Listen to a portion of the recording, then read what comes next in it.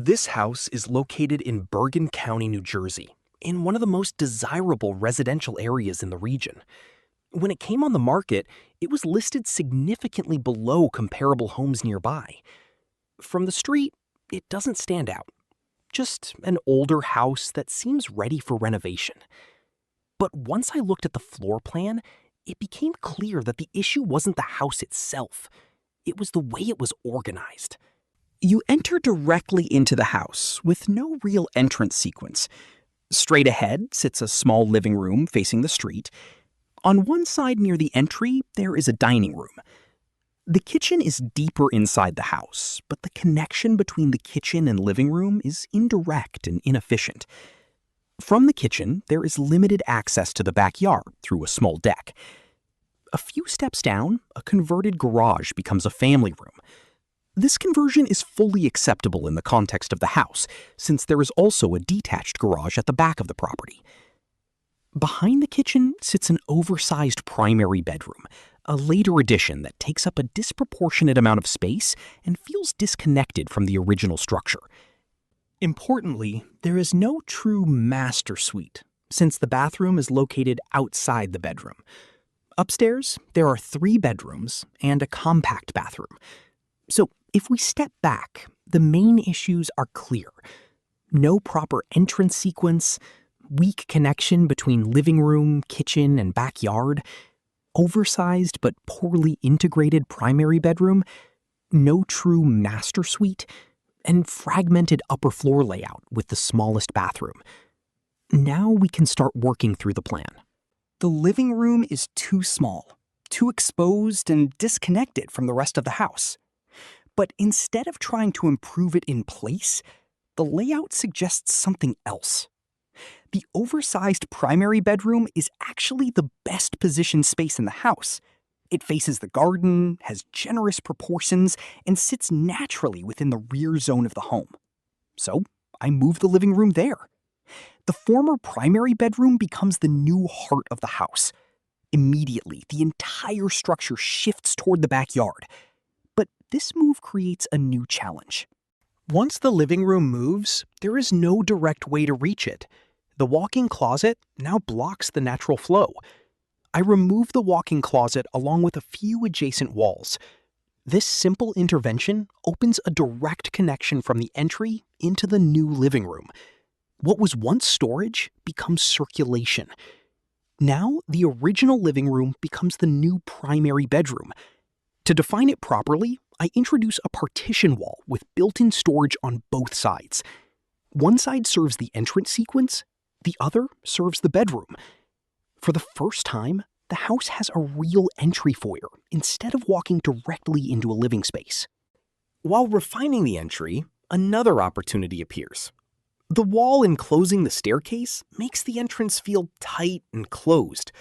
By removing it and introducing an open railing, the staircase becomes part of the main space instead of a barrier. This immediately expands the visual volume of the entrance. There's also space for a simple bench, a small but meaningful element for daily use. The original primary bedroom is redefined in a single continuous move.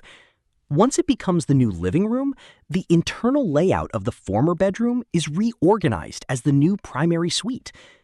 The fireplace, which previously dictated furniture placement, is removed, allowing the bed to be placed naturally between the 2 windows, facing the wardrobe wall. At the same time, the existing bathroom, which was previously outside the bedroom, is incorporated into the new suite, creating a proper ensuite layout. To complete the solution, the former entrance hall of the original bedroom is reused as a guest powder room. Because it sits next to existing plumbing, the intervention remains efficient and minimal in construction. Now the house finally has both a true primary suite and proper separation for guests. The kitchen was previously isolated and disconnected from the main living areas. By removing the separating walls, the kitchen becomes part of the main volume. A large island becomes the central element of daily life. Storage runs vertically along one side, continuous work surfaces define the other. cooking, dining, and living now operate as one connected system. The dining area naturally aligns toward the backyard. With the living room now at the rear, the relationship to the garden becomes critical. Existing openings are enlarged and replaced with full-height glass doors. An additional opening is introduced to further strengthen the connection to the outside. The deck is extended and redesigned as a continuation of the interior. A gentle step brings it down into the garden. The boundary between inside and outside begins to dissolve. The converted garage becomes a secondary living space.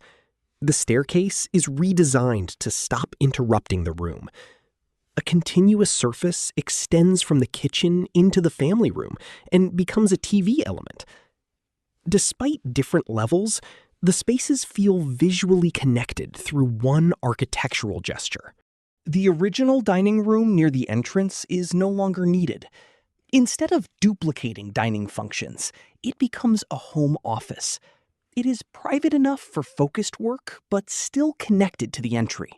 Upstairs, the bathroom is enlarged and reorganized to improve usability. The angled walls are refined where possible, improving proportion and function.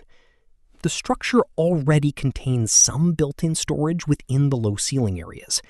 These spaces are expanded and better integrated into the architecture. When you compare the before and after, the transformation is not about expansion. It is about reorganization. The structure remains the same. The footprint remains the same. But the way the house works completely changes. What looked like a modest, outdated home reveals a much deeper potential. Sometimes the most valuable space is already there. It just needs to be understood differently. That's Spacelift.